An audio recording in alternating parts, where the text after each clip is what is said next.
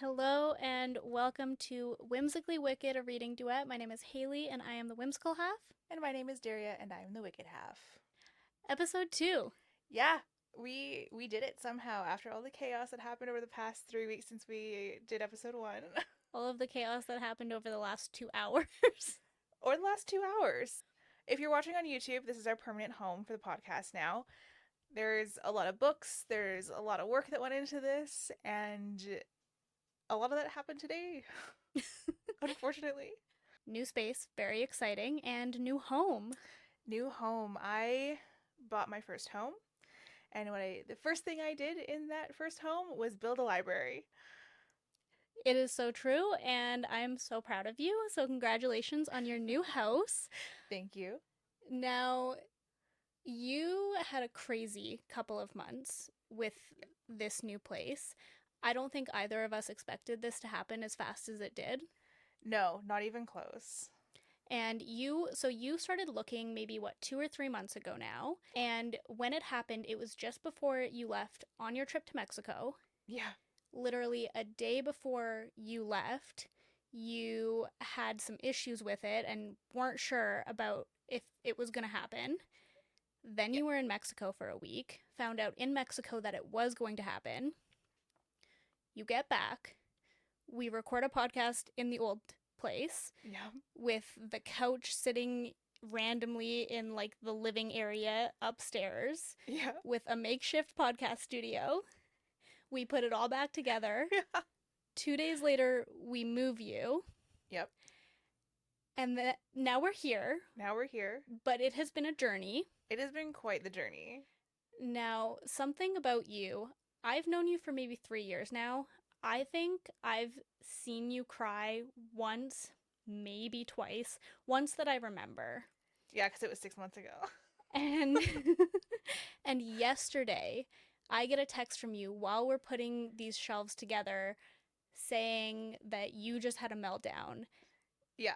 which is pretty crazy. So I want you to tell me what that experience was like for you and what made you so emotional yesterday. It was definitely cathartic. I haven't slept for more than like 4 hours in a night since last Tuesday. So we'll start there. I'm exhausted. And it's not slowing down anytime soon. Work picks up tomorrow. I will be up all night launching something. I was up all night last night making sure the space was set up, and I built all these bookcases.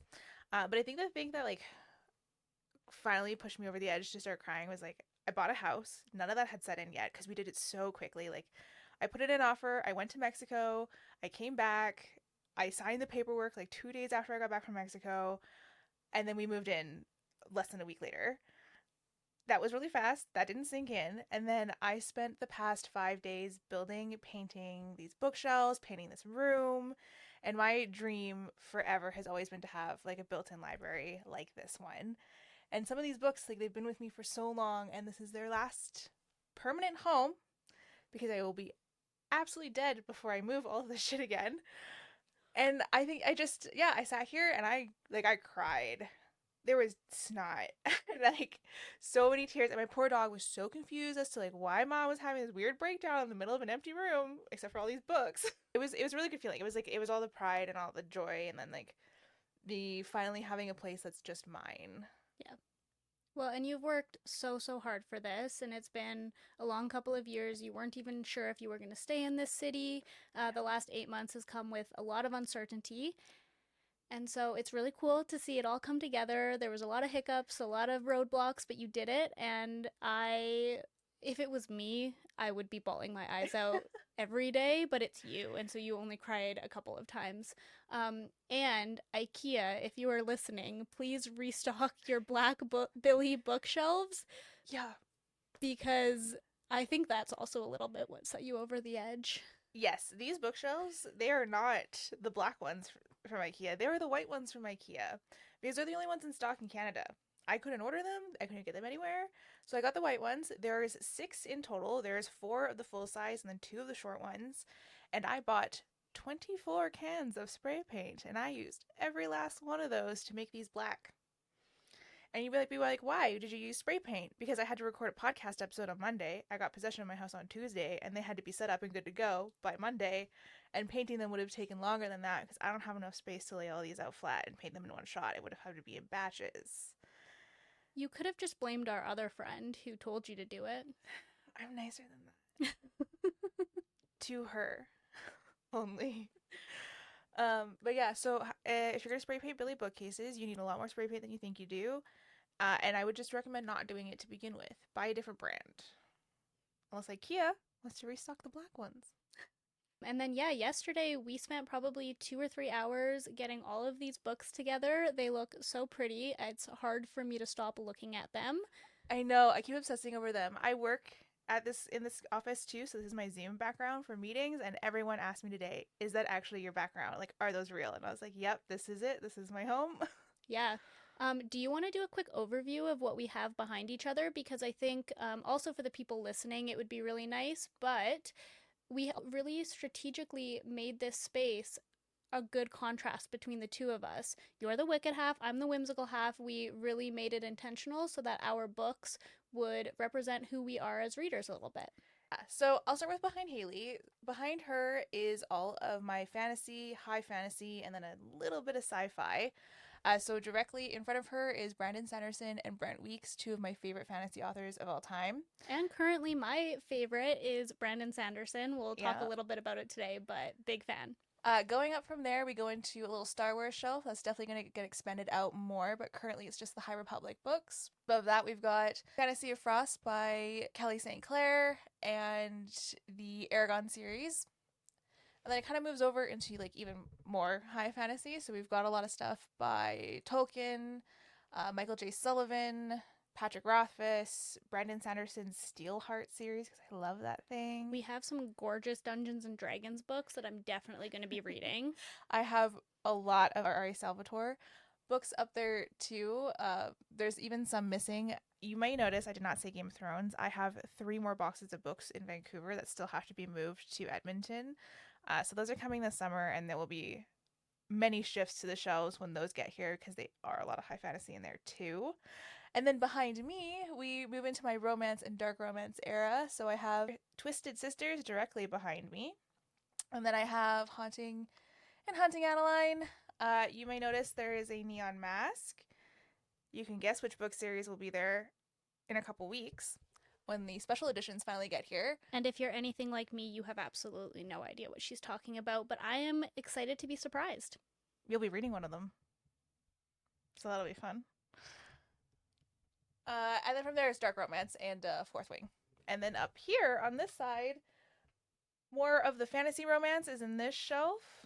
And then one that can't be seen on camera right now has like hockey romance, Harry Potter, YA, Ravenshood because it looked really pretty in the spot, Bride, and my alien romances.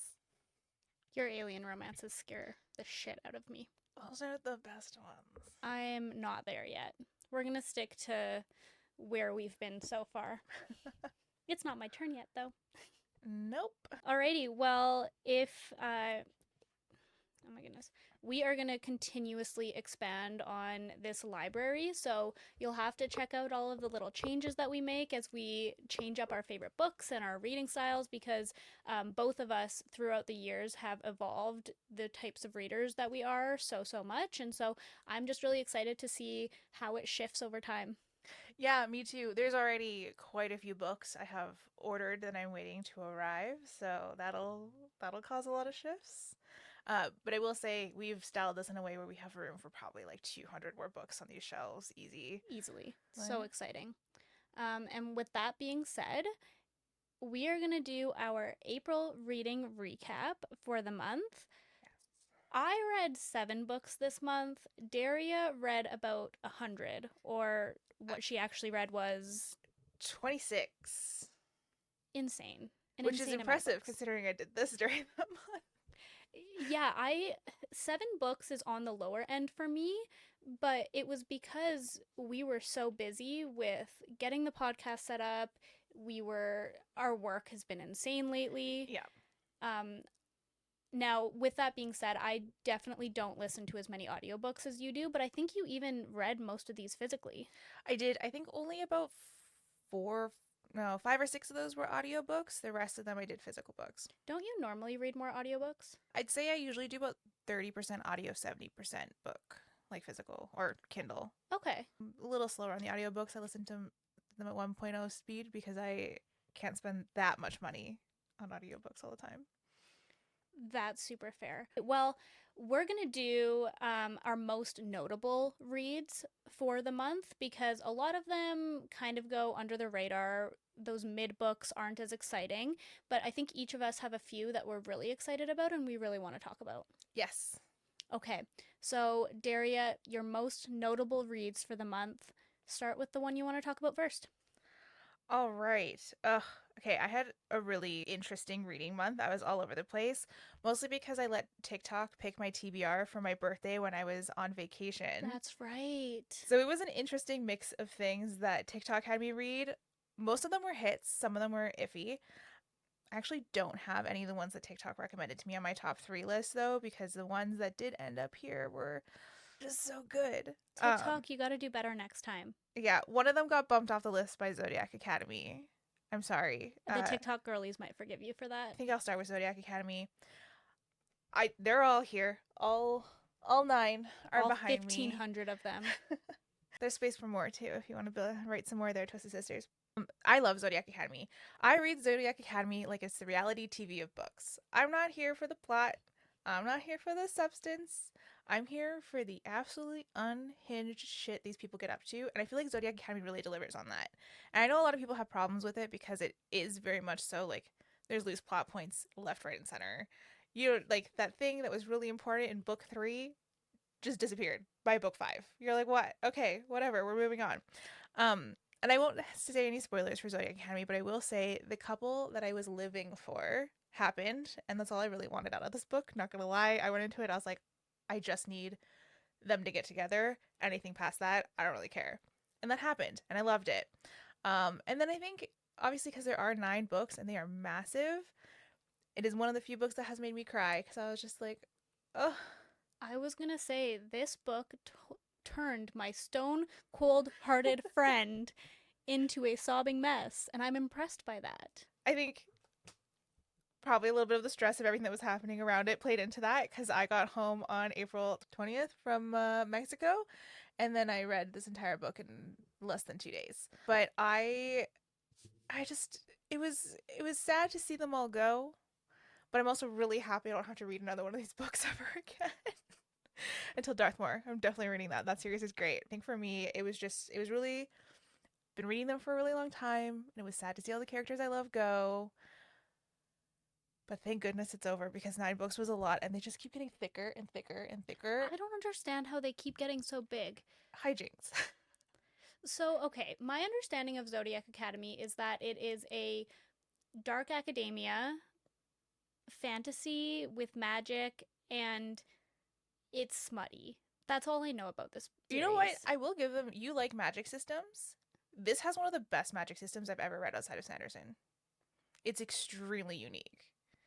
It's so cool. Is it consistent? Yes, for the most part. The rules around it are kind of no. How do I say this? Keep going. Yeah, everyone has like a preset power level that you kind of like max out at, and it's based on like how powerful the entire society is based on how powerful you are. So like the most powerful person gets to rule, the most powerful people get to like crush those beneath them. It's very hierarchical in that sense. Ooh. But I think the part that's so unique about Zodiac Academy and the magic system is how people recharge their magic. So like if you're a dragon shifter, you need to be touching gold to gain magic. If you're a Nemean lion, you have to lay out in the sun. If you're a werewolf, you have to run under the moon. So every breed of fae has to restock their magic in a way that's like super unique to them, which I found really cool. And then I actually really like the way the society is built on like the powerful kind of rule and the weak run in fear. Because it doesn't always mean that you don't get to like Eugene Dipper is a great example of this for anyone who's actually read Zodiac Academy and Ruthless Boys of the Zodiac. Super powerful dude, absolutely useless when it comes to magic. Is he like Ethan and Therion? No, he was that literally mousy kid in high school that you bullied the shit out of. Fair enough. But by the end of the academy, he's got some good shit going for him. See, I think that sounds really intriguing to me, and I think I would do it. I just know that nobody would want to be around me during the time that I'm reading those books because I would do nothing but complain about it, which is what I enjoy doing. Yes. I enjoy that part of it, but I don't think I would be very fun to be around. Abby hated me when I was reading them because I think I read books 1 through 5 or 6 in 2 weeks and did not sleep. I was like so in it. Yeah, I'm going to need to be in a very stable mental place to get through those. I think that would be a good test of my mental health. Yeah, we'll do that after the summer. When No? there's lots of sun out, Yeah, when I'm you getting peak. an adequate amount of vitamin D. Yeah. Sounds like a September read. Amazing. Okay, what's another book that you want to talk about today? I'm gonna do a big shout out. These books, they have problems. Don't get me wrong, but the Pucking Wrong series got me through my move. I listened to them all on audiobook. Troy and Alexis are amazing. The narrators were phenomenal. Loved it, and they were so unhinged and so, I don't want to say dumb necessarily, but like a lot of shit happened in those that I was like, I just wild. But it was so entertaining. And it was really nice to just like turn my brain off, spray paint for 3 fucking hours, and listen to these unhinged hockey romances. Right, because you did do these ones on audio. I did these ones on audio while I was moving, and they were awesome. I think if you're gonna consume Pucking Wrong series, do it on audio because it's so good. They get better after the first. The first one is particularly unhinged. There's like a GPS tracker and a birth control implant, kind of unhinged. Yeah, don't worry about it. I won't make you read these ones ever. Thank you. I have different hockey romances in mind for you. We'll get there eventually. How many books are in this series? There's 3. The 4th one I think comes out in June. And did you read all of them this month? Yes. Okay. I did them all in like 4 days.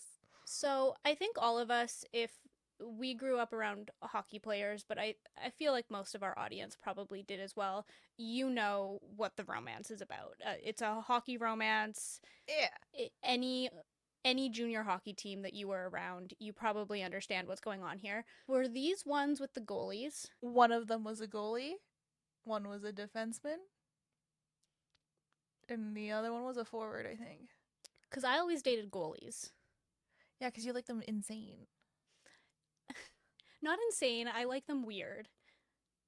Sure. The goalies were always weird. The goalies are always weird. They even mention that in the book, so like the goalie's always the weird dude. They And mentioned that in this book. And I really don't mean that as an insult. Like No. I'm always attracted to the weird ones. There's got to be something a little different about you to take pucks flying at like 100 kilometers an hour at the head without flinching And or I think moving. it's so hot. I love that for you. And I'm not a fixer either. I don't want to try and fix them. No, they need to keep taking the pucks at 100 kilometers an hour. Exactly. The less brace cells they have, the less they can fight back. And then the last series I'll mention because I adore them and I worked so hard to get the second book even 24 hours ahead of time, was Blake Black's Soulful Seas duet. I adore these books. I adore Blake Black. I think her first series I gave like 3 stars overall, second series 4 stars, and this last one 5 stars. And it is so cute and so fun. It's a wide shoes book that takes place in like small Atlantic Maine, I believe, small town. It's adorable. The writing is actually really good. That book also is the other one that made me cry this year because it was so cute and so sweet. And like I could guess the twist on it, but I actually liked that more because then I could watch the characters get to the same conclusion I had already gotten to ahead of time. And her books are phenomenal. I managed to snag a advanced copy of the second one in a giveaway because I made her laugh because one of the characters has the same name as my ex. I remember this. Yeah, this. So she was like, I think the question was which of the guys is your favorite, and I was like, oh, Hunter's my favorite because I like the big burly guys. And then I'm sorry, Nash, it's just not gonna work because you have the same name as my ex. And I made her laugh, and I ended up with the advanced copy. Nash in the books is better than Nash in real life. I will say that. Nash in real life fucking sucked. Screw you, I still live in Edmonton and own a house now.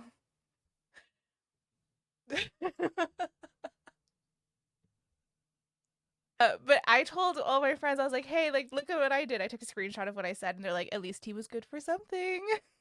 Oh my god, yep. Because, like, 4 of you independently said that when I sent the screenshots. We totally did. When you got that book, we were like, it pays off at some point. Oh, well.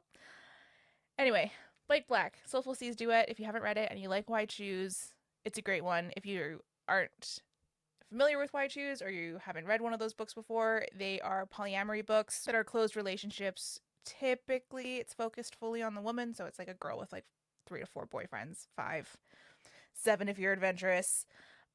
7? Yeah, I don't read ones with that many men in it. I can't keep track of that many characters. I could barely keep track of 2. Yeah, I 3, 4 is my happy place. More than that, and I start getting lost. Wow. I also can't imagine how you would give that many people attention because I can barely give me that much attention. Yeah. It is a little bit of paranormal romance in there.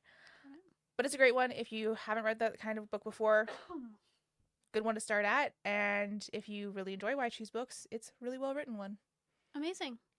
All right, Haley, what were your top books? My top notable books out of my 7, I do have 3 that I want to talk about. The first one I want to talk about is Bookshops and Bone Dust by Travis Baldree. Oh, yeah. I have been trying to convince you to read Legends and Lattes for probably the past 3 weeks and haven't stopped talking about it. Yeah, this has come up more than once. Yes. Bookshops and Bone Dust is a prequel to Legends and Lattes, and it is a cozy sapphic fantasy. Okay. Viv, our main character, is this masculine ogre who is a mercenary, and she runs with this crew and she goes and fights a bunch of bad guys. She's always on the road, very hard worker, and doesn't really believe in rest or recovery and always just wants to be on the go. When she gets injured one time in a battle, she has to go to this little town to get patched up, and she's going to be on crutches for a couple of weeks, which means she's got to figure out how to live in this little town that doesn't have a lot going on. She can't fight, all of those things. This book is the perfect cozy fantasy. I love the audiobook. The narrator is so soothing. I would listen to it when I was going to bed and things like that. What you can expect from this book is picnics and just cleaning up a little bookshop and a really masculine, hot ogre female learning how to read and love reading and all of those things. Little summer fling. It's just so fun, a little bit mindless, and something to just warm your heart. Oh, sounds cute. It's so cute. And, like, big deviation from the things on these shelves. Big deviation, yes. But it really is just a little warm hug. And I think for me, as somebody who really takes pride in, I'm a little bit masculine, I think, can be at some times. Yeah. But I think where I really connected with our main character is I just like to go, go, go. I'm not very good at taking a step back and relaxing. I literally, with this book thing, that was my relaxation. And then I was like, let's just make it a job and do a podcast. Yeah. I kind of have this productivity and efficiency complex. So it also kind of had that underlying message of, hey, you are allowed to take a step back and let your body heal. You're allowed to do things for fun. You're allowed to do things that you just want to do and chill out a little bit. I haven't listened to that, but it planted the seed. The idea is there. Execution may not be. Super cute little book though, and I think you'd love it. Okay. You have to read Legends and Lattes first though. Okay. The second book I want to talk about is Dark Force Rising. It is the second book in the Star Wars Thrawn trilogy. Oh, yeah. Which I think you're getting in, actually. Yeah, they're going to be here eventually. Grand Admiral Thrawn is probably my top 3 Star Wars villains. I can't wait for you to read High Republic and meet Marchand Rowe. Oh, no. Do you like him more than Grand Admiral Thrawn? I think Thrawn's still at my top, but Marchand Rowe does so much more than Thrawn ever does to the Jedi Order. It is insane. I just love Thrawn is such a cunning, savage, ruthless leader. And he is so knowledgeable and he's so smart. He always knows what's going on and he understands space battle more than anybody that I've seen in Star Wars, more than Darth Vader, I think. Okay. Personal opinion. Yeah, no, I can see that. I think a lot of people would stand by the fact Thrawn's one of the best villains in Star Wars. And this book is really, really cool. This series is really, really cool because it has the audiobook has really great narrator, a lot of cool sound effects that really give it that original Star Wars feel. Mm-hmm. I haven't gotten to the third book yet. I'm hoping to do it this or next month. But what I also think is really fun is that it has a number of different perspectives. So you're not just hearing from the light side of the force, you're hearing from the dark and the light. You get to kind of understand before the characters do who's betraying who and what everybody's plans for battle is, which made it a really entertaining book to listen to. Oh, I like that. Have you read the Thrawn trilogy? I've only read the first one. Okay. The first one was quite a bit of understanding the current world after the sixth movie. Mm-hmm. So it was a lot of almost world building again to Yep. understand what the state of the state was afterwards. The second book had a lot more action, a lot more politics, and a lot more actual movement of the story. Okay. For reference for the world, massive Star Wars fans. My dog's name is Revan. That's a hella deep cut for Star Wars. I have a Star Wars tattoo on the other side of my arm. There's a lot of Star Wars in this house. Yes. And Grand Admiral Thrawn also gets introduced in Rebels, the cartoon series. And if you Yeah. haven't watched Rebels, you need to immediately. It's so good. Oh, and then Ahsoka is basically just the next season of it. Yes, Ahsoka is one of my favorite all time Star Wars characters, too. Yes. Her character development is just so impressive. I mean, if we keep going on in this conversation, I'm going to say that about 70,000 more times. All right, on to the next book. I'm so excited for this one. I kind of finished this one a couple days into May, but I don't even care. I started the Stormlight Archives, The Way of Kings by Brandon Sanderson. I had a meltdown for 20 straight days reading this book. It took me over 20 days. I'm impressed it took you that long to read it. Me too, and I was thinking I was going to finish it a lot faster, and it wasn't because it wasn't good. It was. It's probably top 3 books I've read so far this year. Okay. Definitely going to be a top series, and I believe that it's going to get better just from the feedback I've heard from other humans. This is so cliche. The journey was incredible. Brandon Sanderson's characters in this book, I have read the Mistborn trilogy, I have read Elantris by Brandon Sanderson, and I've read one of his short stories. This is by far the best character development that I have gotten to see from Brandon Sanderson, and you can just tell how much he has evolved as an author just seeing the continuation of the Cosmere universe. Kaladin, I would jump in front of a bus for that man. Absolutely. Straight into the chasms. If he was like, you gotta go, I'd be like, okay, we're going. I think what I like so much about Brandon Sanderson's book is that it's not focused on the romance because his non romantic relationships, whether that's platonic, family relationships, mentor relationships, working relationships, are the best written that I've ever seen. And I take such an interest in those types of relationships. So basically, this book is about a war between kingdoms, and those kingdoms are at war after the assassination of one of the kings in our main kingdom. Now it's been a couple of years, everybody's at war. We have slaves that are helping fight this war, we have a million things going on. It's really hard to summarize this novel, but every single page of that 1,000 pages was worth it. Absolutely. And I think one of the things I love so much about those books is how he can make you fall in love with the characters that aren't technically even there anymore. Like Kaladin's little brother. I I've read all these books so long ago that I definitely they're all blending together in my brain as like one long plot point, but if it hasn't already happened, it will eventually. The the way that story is built about his past is heartbreaking. His little brother is one of the coolest characters, and he's not even in it for most of the books. Yes, and the way that it explores things like mental health, it explores different types of mental health, different types of neurodiversity, is really interesting because he doesn't outright say it either. I haven't seen a lot of Kaladin is depressed, Yeah. right? Nobody says that, but it is very clear that he struggles with some sort of mental health and mental illness. And the way that he fights through that adversity and overcomes that adversity is such an interesting story. If you like cool magic systems, if you like maps, your girl likes her maps. It's got a lot of really great maps in it. If you like heroes' journeys, overcoming adversity, really interesting conversations about faith and religion and devotion, very interesting hierarchical patterns within the world, this book is for you. If you're on the fence about reading it because it's so big, every page is worth it. And it took me 20 something days to finish it. I'm not that slow of a reader, but I enjoyed every second of it.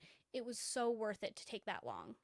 Absolutely. And if the books are daunting for you, the audiobooks for them are also really good.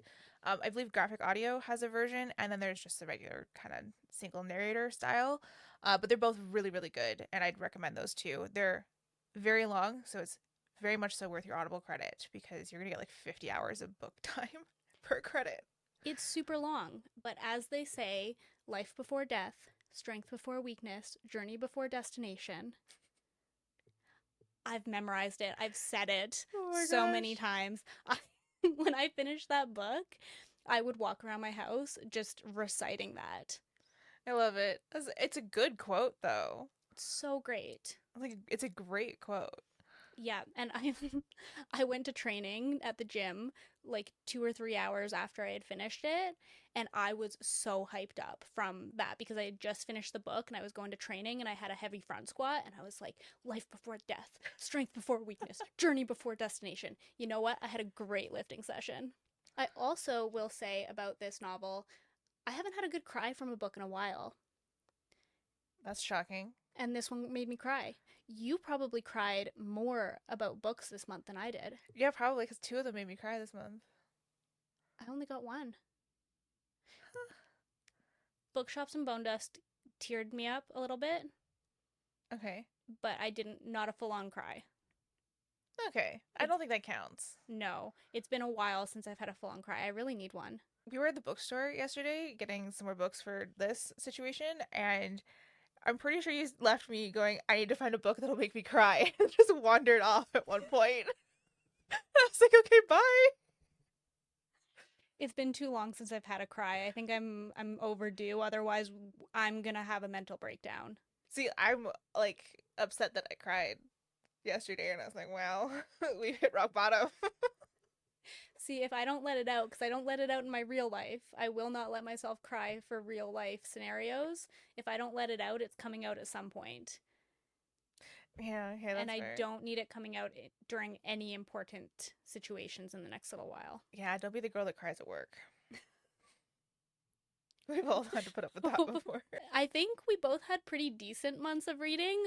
Before, when we were talking about it, it was kind of iffy. Yeah, I feel like the last week of this month really pulled it all together for me. Me too, actually. Mine were kind of scattered, but The Way of Kings is the highlight of my life right now. As it should be. It's again my favorite series of all time. This is my favorite book of all time. I love that world and all the stuff that happens in it, and I can't wait to do my reread slash re-listen for the next book in December. Yeah.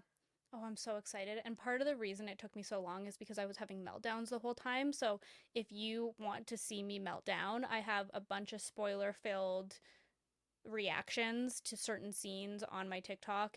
I was so unhinged during this time. I don't think I've even seen all of them because I've been so engrossed in the house. I haven't been on TikTok. Oh my gosh, you should go listen to them and just be like, "Wow, you really fell off the handle during this 26 days of reading Oh my it." gosh. No, I definitely have to go watch that now. All right. I want to hear at least one of the books that was just super disappointing or did not hit this month. Oh, oh, this one's good. I gave this book 1.5 stars, and I feel like still that was a little generous. And it was Once You're Mine by Morgan Bridges. And I will preface this with it is a serial killer romance. I read five serial killer romances in April, and this was the worst of them. So, like, it might be a better book than I thought it was, but it couldn't stack up to, like, Butcher and Blackbird. Mindfuck. I read that, and I was like, it's just, I think serial killer romance kind of peaked there, and then everything I read after was kind of meh.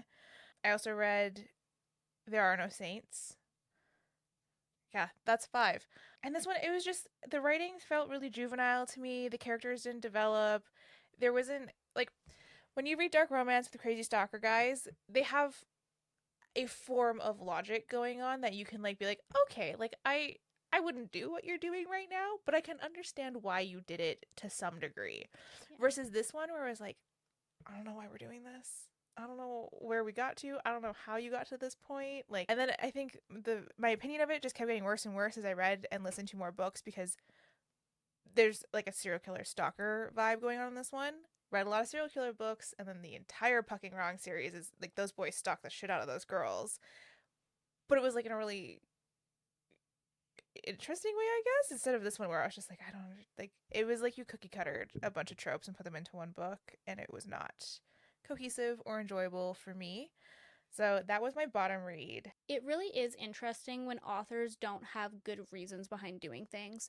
And that's not to say some of the books you read is really hard to get there sometimes, but it really is about how the author sets the groundwork and sets the scene and sets the character development to make it believable that they're going to be doing that. And I can imagine that's a really challenging thing to do when some of the men in these books are doing ridiculous stuff. Yeah, ridiculous, illegal, harmful in a lot of cases, but you can sit there, you can be on their side because the author is written in a way where you're like, okay, like I get it. Character development is so important with when it comes to those types of things. I also wonder, five serial romances is a lot. Do you think you just oversaturated yourself a little bit in this genre? Absolutely. I think because I started with Butcher and Blackbird and I was like, this is awesome. We're rolling with this. And then I did Mindfuck, which is also amazing. Oh, and then I did Reaper Incarnate, which I didn't really like either. That wasn't so great. That book was another one that was messed up in ways that I was like, meh, I'm not really relating to this in a way I'm enjoying. And then I did There Are No Saints, which is probably in the middle of the pack. It was okay. It wasn't great. Oh, I also forgot about Marrow. I think I did that one in March, but it was another serial killer one. And it was also kind of middle of the pack for me. More so because, and I think Trisha Wolfe is a really amazing author.